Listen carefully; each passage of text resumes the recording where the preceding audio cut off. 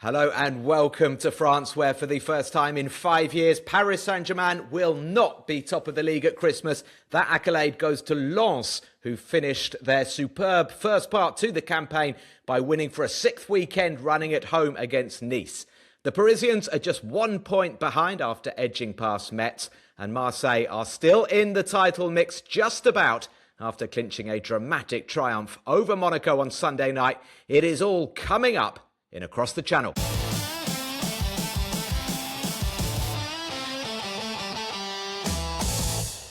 I'm delighted to welcome today's guests. They have become a little bit of a double act these days. We've got French football expert Jonathan Johnson, who joins us from Paris. How are you doing, JJ? Yeah, doing very well, thank you. Getting ready for the festive season and very much looking forward to reflecting on the first part of the season with you guys. Yeah, rumour has it you've been queuing up outside Galerie Lafayette trying to buy these chocolate bears that have marshmallows in the middle. George was saying before we went on air, he thinks this is a worrying sign of you becoming very French. To be honest, I think that ship has already sailed. I think I'm probably ticking a lot of the two French boxes these days, but no, it's. I'm surprised it hasn't caught on more. Actually, the whole Cyril Lignac craze at Christmas time with the chocolate bears. Yeah, I'm not.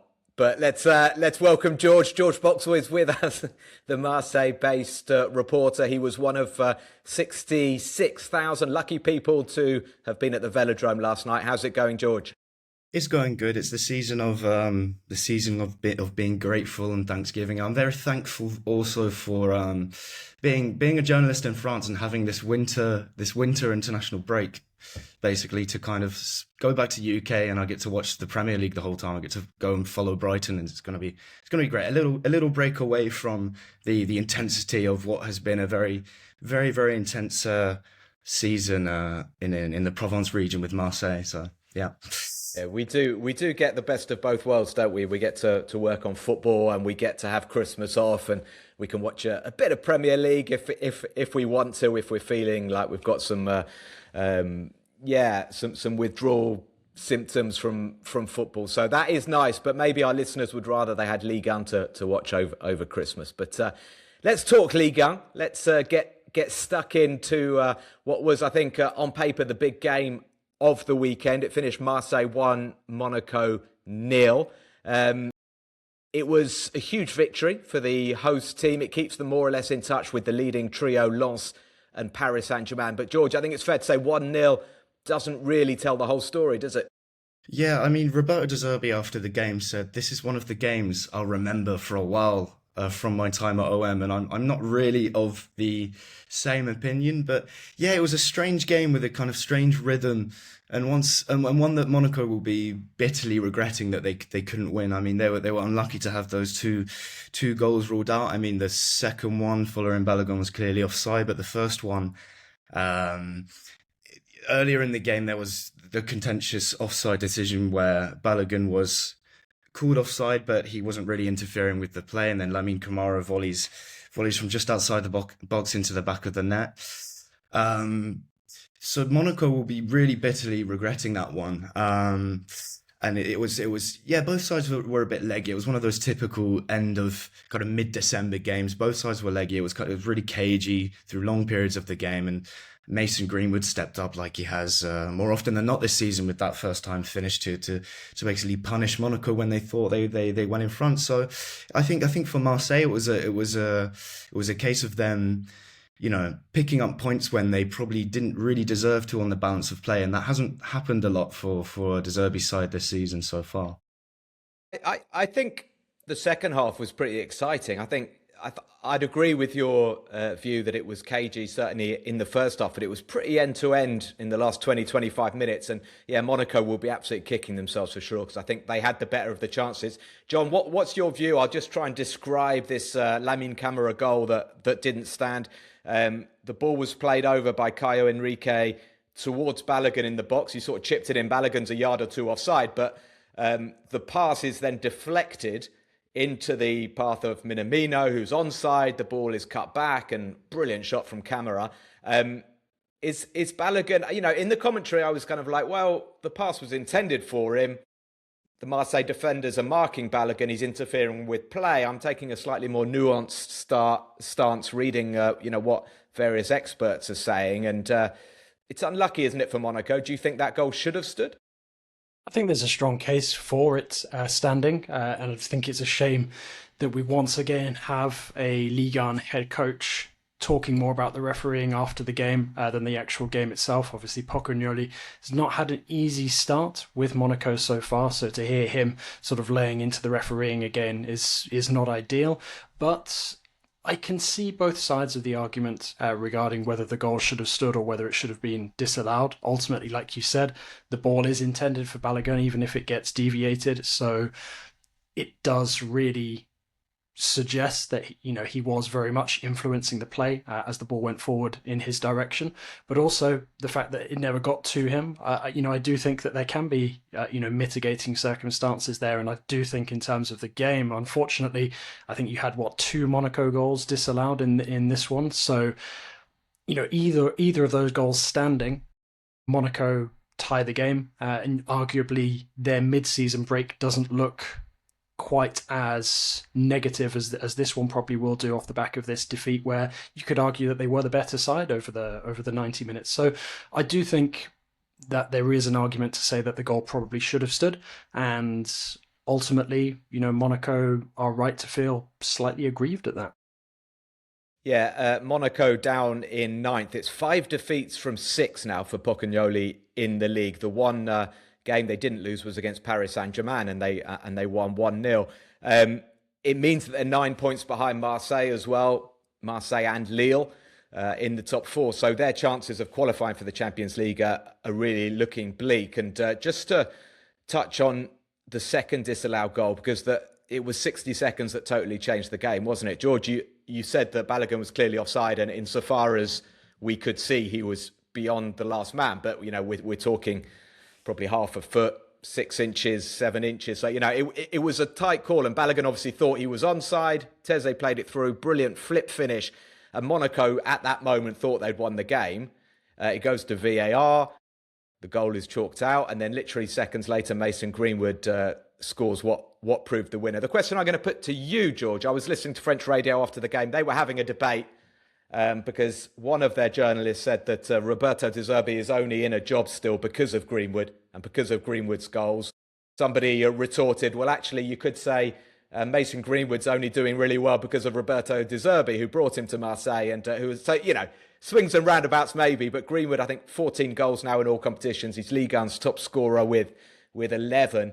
It's been quite the first part of the season for him. Yeah, I mean it is quite the dilemma for. That's a very French, French radio. Was it RMC or something? Because that's a very French debate, isn't it? They love these little arguments. I'm not quite sure how I would interpret that. To be honest, I think I would lean towards more that Marseille do heavily rely on Mason Greenwood. When Mason Greenwood doesn't play well, Marseille can't seem to pick up points, and seeing that they're quite an inconsistent side defensively at points this season, they really do need Greenwood to be on form. And he looked like he was tiring maybe 2 or 3 weeks ago, and then against Union Saint-Gilloise he looked back in form, more direct with his dribbling, more energetic with his runs. And adding that killer finish, which we know he has. So so he's the Ligue 1 top scorer now. I think he's continuing on that rich vein of form that he showed in Belgium. And but yeah, again, Marseille are really reliant on him scoring. So I would be more inclined to go to the argument that De Zerbi does rely on him heavily. That's not, but Marseille have. In all honesty, they have given him the a very very big opportunity to bounce back, considering his past and everything that's gone on before. So I can see both sides to that argument as well. So Is there not a flip sort of counter argument to say that Greenwood has to pick up a lot more slack because there's some other players in the Marseille team who are not necessarily pulling their weight on a consistent basis? I think it's a lot to depend on an evergreen Pierre-Emerick Aubameyang at this point of time.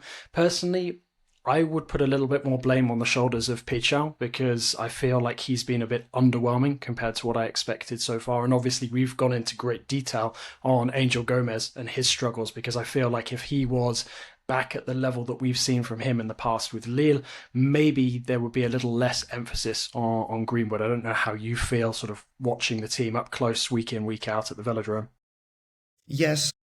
So there's a heavy, relying on Pierre-Emerick Aubameyang, a 36, 37-year-old Pierre-Emerick Aubameyang to lead the line, I think hasn't been ideal in the last few weeks because in recent games he's been looking really leggy, really tired, and he's got an AFCON to deal with as well. That a lot of that is to do with the injuries to Hamad Traore, who we haven't practically seen kick a ball the whole season, and obviously Amin Gouiri being a big one as well. So there is not a lot of room to be able to rotate that front three, and more often than not, the last month or so, it has been the Aubameyang, Paixão, and Greenwood combination, and it seems that the burden of the goal scoring opportunities comes down to Greenwood when the other two aren't exactly being consistent. That's more for Paixão in terms of consistency, but for Aubameyang, it's sheer exhaustion. Yeah. And I noted he's almost as old as Sebastian Pocognoli, the Monaco coach, and I'm not sure he could have led the Monaco line better than Aubameyang led the Marseille attack. But it's an interesting debate. I think that position as well behind the striker, they started with Vermeeren in that role last night, but then made a change at half-time, taking Kondogbia off. Vermeeren played a bit deeper. They put Matt O'Reilly on. They haven't found a solution to that. I think Paixão, by the way, he was tipped by Andy Scott to be the flop of the season, Marseille's record signing. I think he's shown quality, maybe not on a consistent basis, and he was dropped from the starting 11 last night. They had Timothy Weir on the left, but I thought Paixão did really well when he came on, had a hand in the goal. He gives them a bit more zip, a bit more impetus. But I mentioned Andy Scott's tip as a flop at the start of the season. We're going to be doing some special tops and flops today. We're going to be looking at the first part of the season as a whole. And I'm going to start by asking Jonathan Johnson, who are your tops and flops from the first part of the season? Well, I am going to go for a bit of an outside pick for my top. I think it's very obvious that we could go and heap more praise on Lens, Pierre Sage, Florian Thauvin, and everything that's happening in the north of France right now. But I'm going to go off the beaten track, and I'm going to praise Angers. I'm also going to heap particular praise on Alexandre Dejeu, the head coach, because I think he's done a hugely underrated job so far in this first half of the season. Now, I think to really understand just how impressive the work that he's done since taking charge of Angers has been, I think you have to take into account everything that's happened sort of since he came in. So Angers were at a really low ebb when he came in, the relegation to Ligue 2.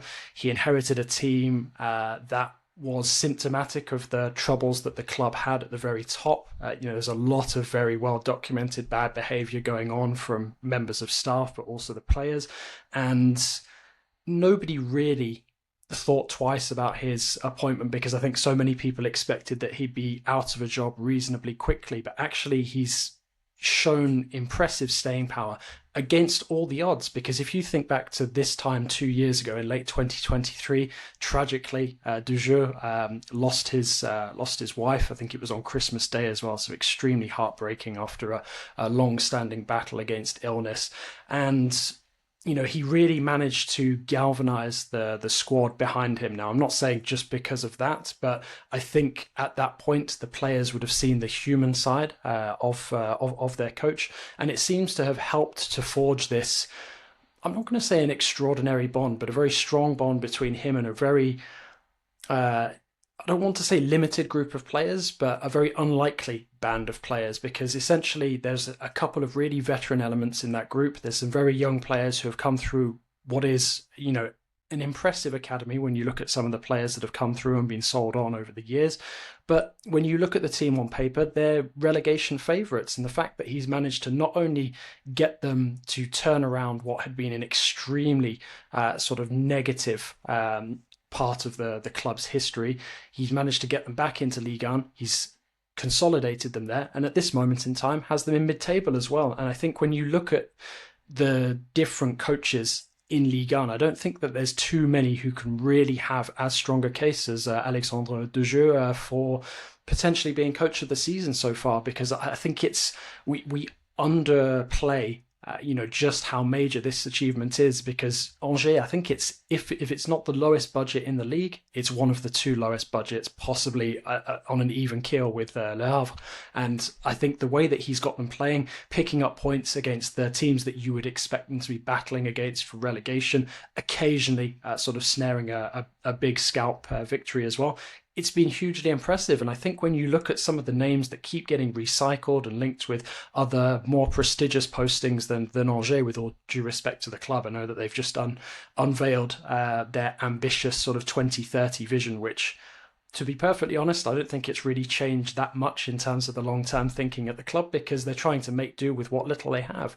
And for me, I feel like Dejeu is maybe a sleeper pick for a bigger project come next summer, because it feels to me like when you're looking at some of these teams that are in almost terminal decline, like a Nantes, for example, they could do a lot worse than turn to somebody like Dejeu, who has this Angers side playing some great football at times with some very exciting young talents coming through, but doesn't get anywhere near the credit that he deserves, in my opinion. Yep. I think that is all correct, and I think it's about time we threw some flowers at Angers. When you look at what they're doing this season, I think a lot of people were tipping them to go down. They beat Nantes 4-1. That's the big derby for Angers as well. They love to beat Nantes, so that was a fantastic result. Like you say, the youngsters, Prosper Peter, Siddiqui Sheriff, they've been chipping in with some big goals. They look like real talent. So, fair play. 10th in the table, 1 point behind Monaco. I would go along with your top. Will I go along with your flop, Jonathan? Can you follow on from that? I have an inkling as to who George is going to go for his flop, so I will let him sort of deliver that kicking. For me, I am going to label both of the Riviera clubs, both Nice and Monaco, my flops so far this season for different reasons. I think Nice has been an unmitigated disaster. We've given that plenty of airtime so far, and certainly in recent weeks. And I feel that Monaco as well, certainly with some of the recent results, we touched on it earlier, sort of 5 defeats from the last 6, although that one victory in those 6 games was a victory over PSG. And it just feels like, to me, there were great expectations at the beginning of the season on the Riviera, and I'd love to get Luke Entwistle's thoughts as the local guru at some point in the near future. But it feels to me like both clubs hugely underperforming. We know why that's the case at Nice. It's a little less obvious with Monaco, and it feels like both have a lot of work on to save their seasons over the second half of the campaign. So for me, I'm going to label that a regional flop as opposed to an individual. Yeah, fair play. We were on WhatsApp. There are a few strong candidates for flops, aren't there? And Nice and Monaco are certainly up there. So you've what's the phrase? You've killed 2 birds with one stone there. The halftime whistle is about to blow. The first half has absolutely flown past, but there we go. It gives me a chance to let you know what else has happened of importance in France this weekend. Rennes have won a Breton derby, 3-1 against Brest. They go into Christmas in the top 6. Paris FC 0, Toulouse 3. I commentated that, and Toulouse were very impressive. Paris FC a little bit more worrying, of course. Lyon 1, Le Havre 0.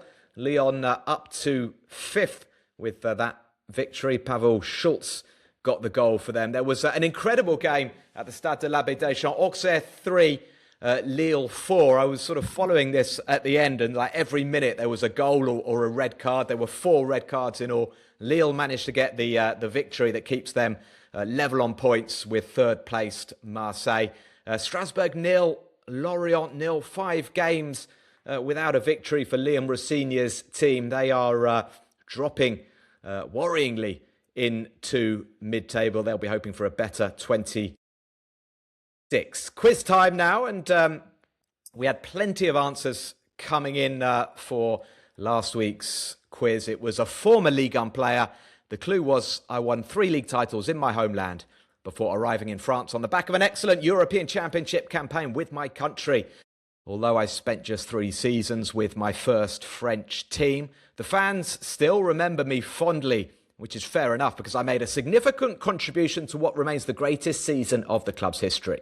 I sweated blood for the cause, but it was when I crossed the channel that I truly struck gold, winning the biggest club prize of all in quite extraordinary fashion. Back in France, it was hardly vintage, so I went back home to finish my career where it had all began. JJ, George, any clues? You've been working on this during the week or not? I'm just going to guess Tony Cascarino for every single answer now. As a friend of the pod. You're wrong. You're wrong. A blood and gold mention in there. That was a big giveaway. Anjax 59 got it right. John Cross and Abir Barr, Chris Cole, Pierre Carpentier, and John Sherwood, who is a long-standing Lens supporter. Good to hear from you, John. You got it. Vladimir Smica, who went on, of course, to win the biggest prize, the Champions League, with Liverpool. Didn't have a vintage time in Bordeaux, but great memories from his time at Lens. So this time, we're going for a current Ligue 1 player. So, George, you can't go for Tony Cascarino. But here we go. Here's the clue. Current Ligue 1 player. Who am I? I moved to the mainland as a boy, and I took on a capital challenge, rubbing shoulders with my boyhood hero, Zlatan Ibrahimovic. It was in Toulouse, however, that I first shot to fame, before later breaking Chris Sutton's transfer record, shooting in hoops for fun, and then showing an eagle eye for goal. I suffered a rude experience last season, but thankfully, my career is now back in focus. What are we thinking, fellas? It's gettable, no, John? I'm still tracking all the different sort of, I guess you call it the clin d'oeil, the wink of the eye at certain club names. So I'm just trying to digest all of that first before even hazarding a guess. I choose my words very carefully, by the way. There's not a word that has been put in by mistake or anything. So study that if you will. If you know the answer, please do email us, league1podcast@gmail.com, and we will give you an update in the standings, which I don't actually have on hand. But I didn't hear from George Rodriguez this week, which means his lead at the top has been reduced. That is certain, but George is still in the lead. So enjoy your Christmas, George, but you're going to have to come back with real motivation in January to make sure you claim one of the prizes. Let's kick off now the second half of the podcast. At the top of the table, Lens making it 6 wins on the bounce, 7 consecutive victories now at the Stade Félix Bollard de l'Hélice. They defeated Nice by 2-0 thanks to an Odsonne-Edouard double. Nice now 9 defeats on the bounce, heading towards relegation trouble. And George, this Lens fairy tale just doesn't want to die, does it? Yeah, I mean, they have a knack this season, Lens, of being able to pick up points consistently, and they dispatched this Nice side pretty easily, despite Nice being in the trouble that they are right now. 2 identikit goals, I would say, with the cross coming in from Udal and Edouard, and an Edouard header. Lens as league leaders over Christmas has a nice ring to it. There's something wholesome, warm, and inherently Christmassy about Lens being top of the league. Very, very fairy tale like. Yeah, it's I think it's what we all want to see as Ligue 1 enjoyers. Yeah, that's what I have to say about Lens, because I don't want to get into George, my top. Yeah, I was going to say, keep your powder dry just in case yes. your top is related as well to Les Saint-Or. It is very much related. What do you think, John? Actually, I was going to jump in with a question for you, because there was a headline that caught my eye this morning, and I think it's pretty apt to have this discussion after he delivered a stunning assist for that opener from Odsonne-Edouard. But Mathieu Udal in the France national team in World Cup year.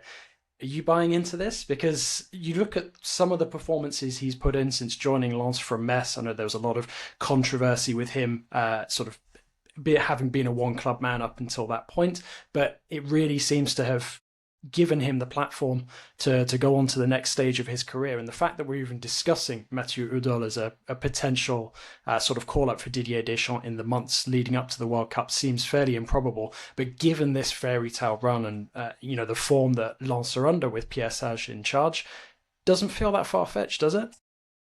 And John, a sort of relative weakness, I'd say, certainly compared to the depth that France have in other positions. I don't feel like there's a lot of left backs queuing up. Luca Digne has stolen a march on Theo Hernandez, who's sort of fallen out of favour. I think his form has dipped a lot as well. Ferland Mendy's had injury problems. When you think about the number of centre halves, you've got to be kind of like playing for the English champions or for Real Madrid really to get into the top 10 of the French centre halves, it seems, these days. But yeah, left back, I mean, I'd like to see it. I've always liked Mathieu Udol.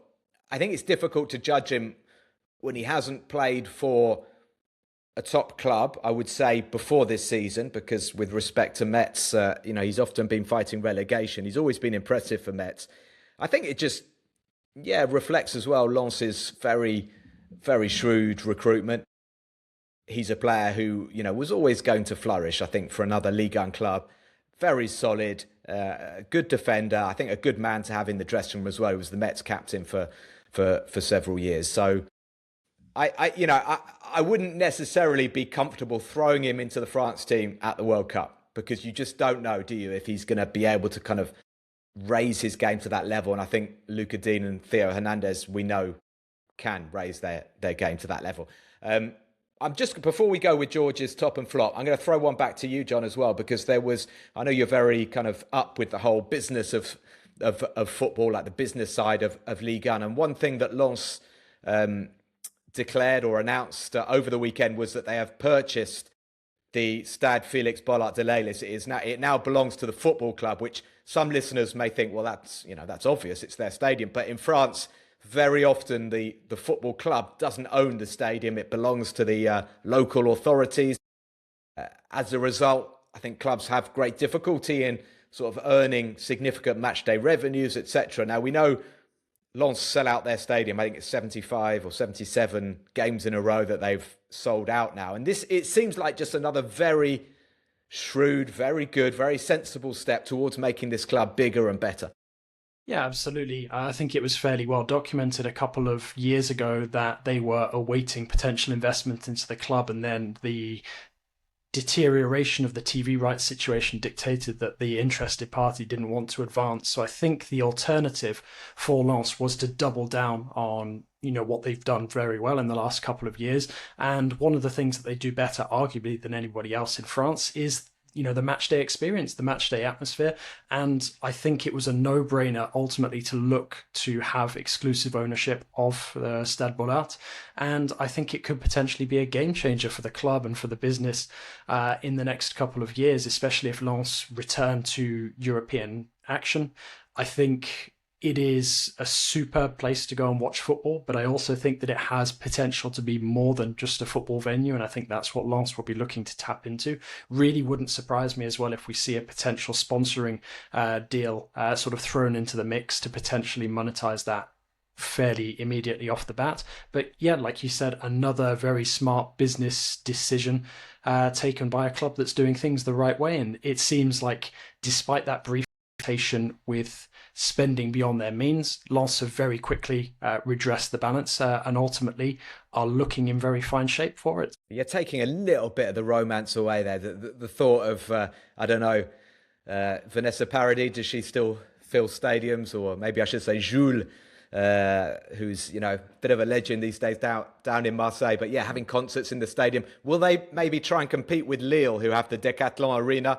Will they go for the Intersport Arena or another sports shop? Who knows? Let's wait and see. But yeah, I do agree with you, John. It makes perfect sense, and they are a really dynamic, forward-thinking football club at the moment. And George, it's time to move on to your tops and your flops, and I think your top may be a a form of continuity here. Hey, we're on topic, aren't we? So yesterday, Lons wore a shirt to celebrate the Saint Barbe anniversary, which celebrates miners in the region. So I thought I'd kick it off with a with a little anecdote about that. So they're celebrating miners, but PSG won't be receiving any coal this Christmas because Lons have just continued to defy the odds this season. Before the pod, yeah, no, Josh? rubbish. Absolutely, yeah, I did. But yeah, it's PSG. Why Stone? In English, but he has had in 2025. We're taking 2025 as a whole. He's had the biggest revenge arc, I'd like to say, of the season. So if we go back to the 28th of January 2025, he was sacked by Lyon by John Textor, despite having one of the better win percentages as Lyon boss, and after a season of after the previous season of turning what was a disastrous season around, and then he's coming in Lons, and there's been a lot of change and a lot of upheaval at the club. I mean, there was that bout of spending that has been now readdressed, and Will still departing after a bit of an inconsistent season. And PSG just comes in, quietly goes about his business, rallies his troops together, and it's obviously spearheaded by that Florian Thauvin comeback as well.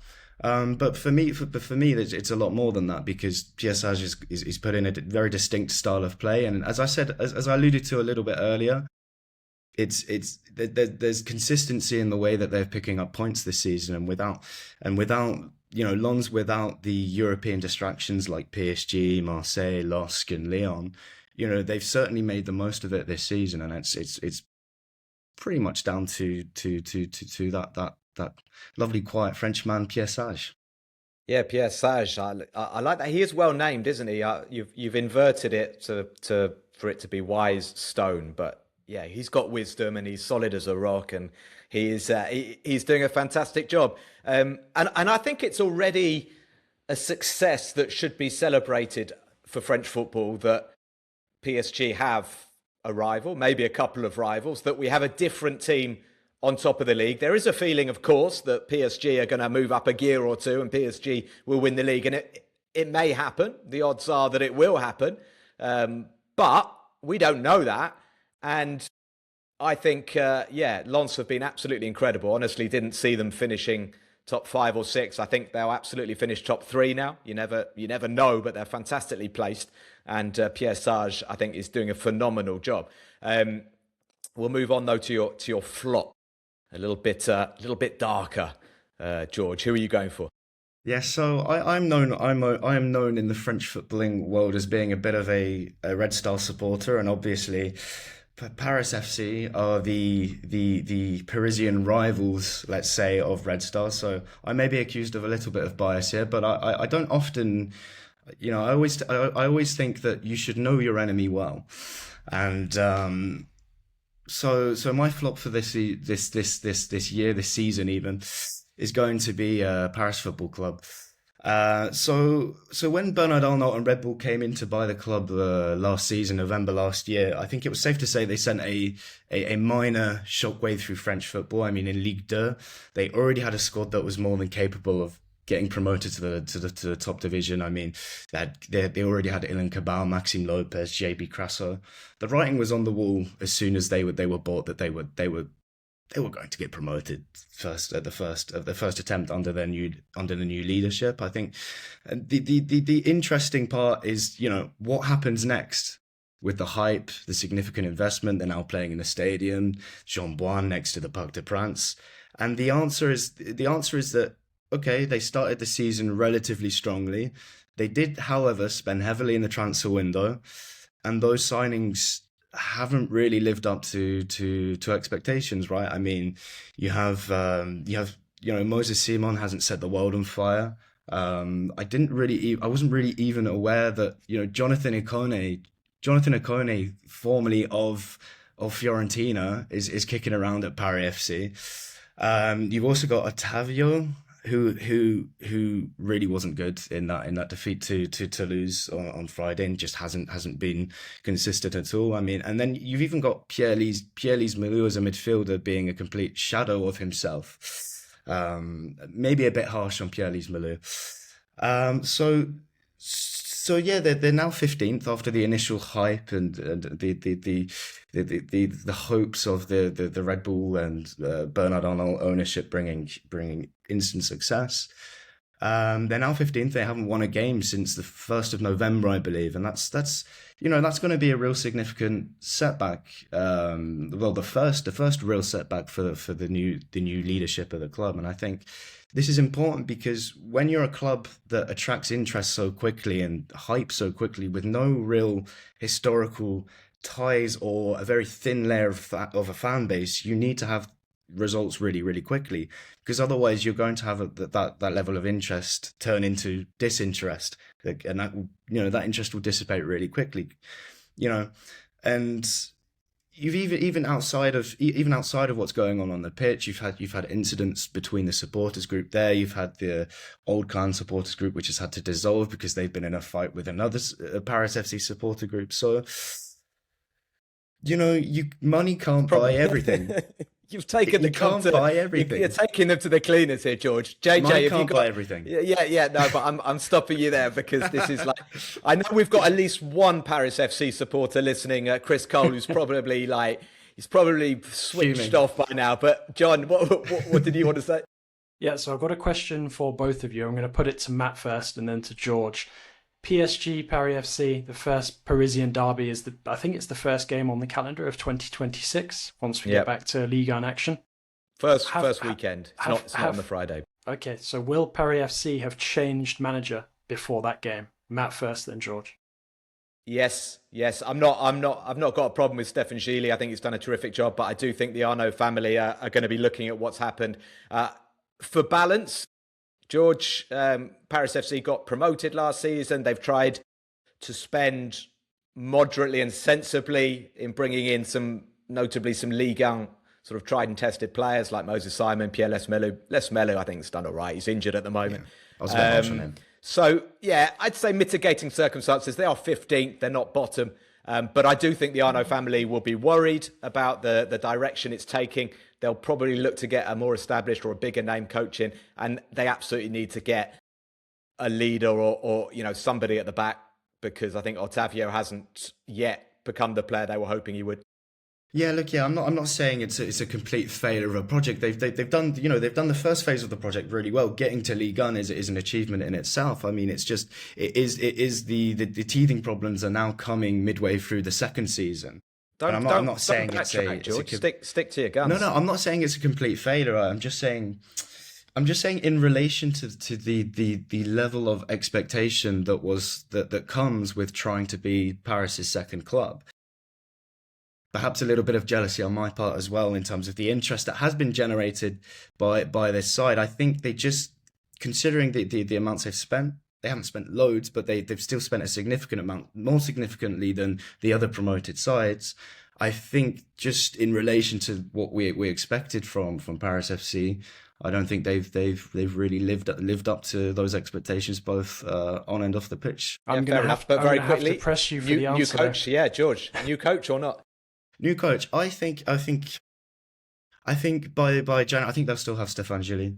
I think his position at the club is pretty solid. I think they'll give him a bit more time, because of the journey that he's been on with Paris FC and the experience and his closeness to the players as well. I think his position is pretty solid for that game in January. Whether he stays beyond that or not is another question. Okay, well, listen, we've over talked on Paris FC, but I'm always happy to do that because they are among the clubs we probably don't give enough airtime to. But we're going to move across the road from the Stade Jean-Bouin to the Parc des Princes, metaphorically at least. PSG were actually away from home at the weekend. The last time they weren't top at Christmas, by the way, it was 2020. Lyon were top that year. PSG didn't win the title. It was Lille who finished top of the pile. So they could be in a bit of danger. They're only a point behind after winning 3-2 at Metz on Saturday. Gonzalo Ramos and Quentin Njontu scoring in the first half before Desiree Doué marked his return from injury with a goal. It wasn't an easy night for them. Metz pushed hard. They were pretty close to getting an equaliser at the end, John. But as we've often said this season, PSG, despite not being at their best, got the job done. Yeah, absolutely. And I think a couple of players really took the occasion to give Luis Enrique a bit of food for thought ahead of the second half of the season. Safonov in goal. I know that he conceded 2 goals, but he's had a few decent performances, making some impressive saves. Gonzalo Ramos taking the opportunity as a starter for once to get himself a goal. Njontu getting his first senior goal. Lovely to see that as well. Another youth academy graduate whom I'm a very big fan of. But yeah, it very much in keeping with what I expected from PSG over this first half of the season, where I think we can safely say that they're well below their usual level. But if last season's anything to go by, they will come into form in the second half of the season. Let's not forget that they've got the Intercontinental Cup to take care of this midweek ahead of the Coupe de France before signing off for the winter break. Then they've got that Parisian derby to prepare for in very early January. So I think PSG, looking at the table and looking how the situation has changed in the last couple of weeks, won't feel too worried about only being a point adrift at this moment in time of Lens. I think they'll still feel that they can overhaul them.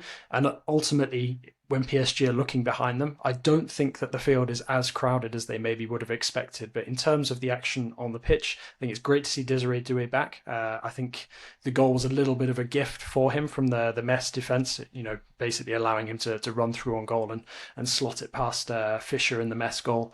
Fairly easy finish, but great to see the relief on his face, getting back amongst the goals, and fingers crossed we will see a strong second half of the season from him. Just feels like with PSG, there's a lot more to come in the second half of the campaign, and given how they usually become more and more competitive as the season goes on, I don't see any reason to doubt that will happen again this term. Yeah, I mean, as an outsider that's not particularly as close as I used to be to all the action happening at PSG, I think the analysis is one that the first half of the season has been kind of ruled by a lot of externalities, a lot of injuries, a lot of games, a lot of players chopping and changing, and it feels the last 2 weeks with PSG at least has been just kind of a case of getting through till the Christmas break. You can recuperate and then go again for that Paris derby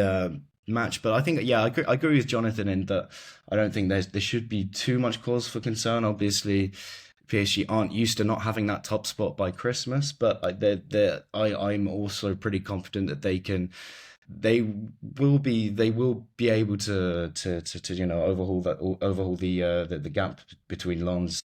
It's down to Lens, Marseille, Lyon, LOSC to be able to as with most years in Ligue 1, to put up that fight to try and make the race interesting.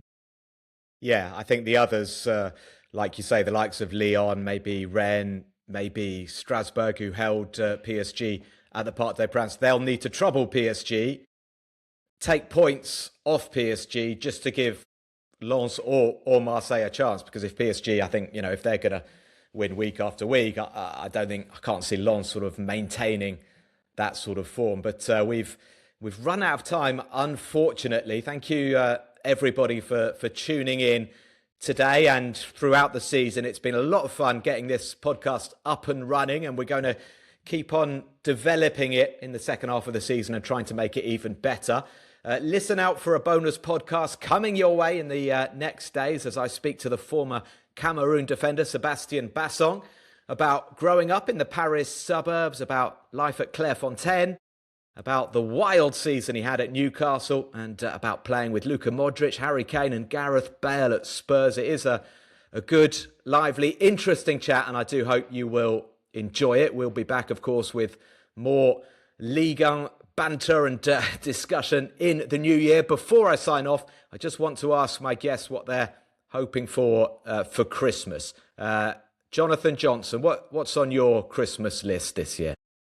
Well, there's a few contenders for this one, but I think ultimately I'm going to stick with something Ligue 1 related. So I am going to say that there's a couple of clubs that I would like to see change hands in terms of ownership in the next couple of months, because I feel that it doesn't necessarily need to be an extremely wealthy benefactor who comes in. It just needs to be somebody who cares genuinely about the club and wants to get them back on a stronger footing. So if I had the choice, I would like to see Nice and Nantes in a better position to live up to their history. I think for Nice, the argument for new ownership is obvious, but for Nantes, I think it's probably something that we discuss a lot less. But I think it feels really saddening at the moment to see just how far Nantes have fallen, because people forget that this is such a storied club. It's got a great set of fans, such rich history in terms of developing young talent, and it just feels really sad and shameful, really, when you look at that team, their over-reliance on Ablin in attack, which, I think he's really struggling under at the moment,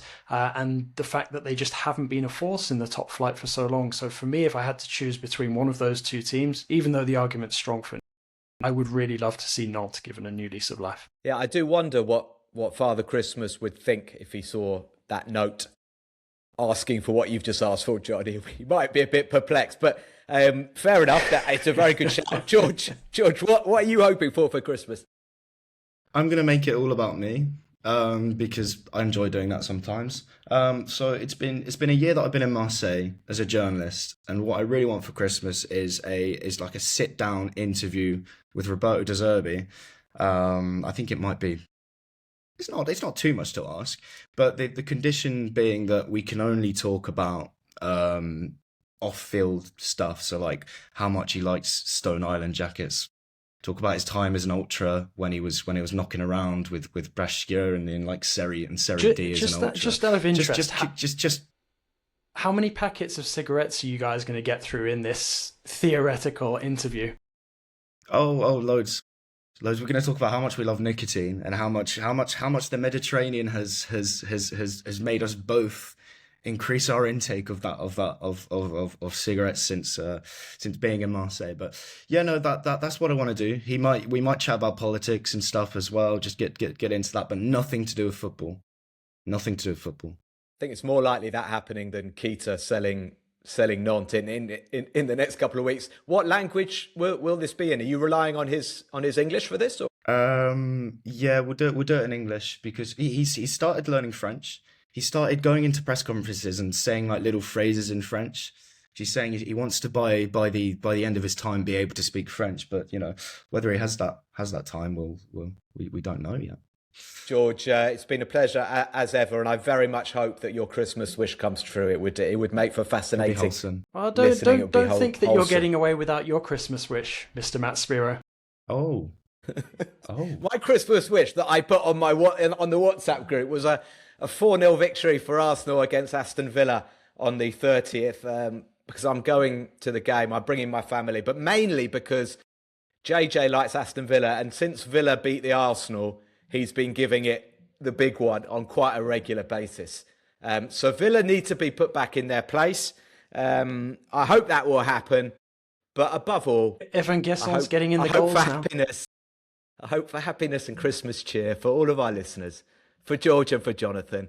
It's been an absolute pleasure bringing you across the channel for the first part of the season. We will be back, rest assured, very, very soon. You've got Basson coming your way shortly as well.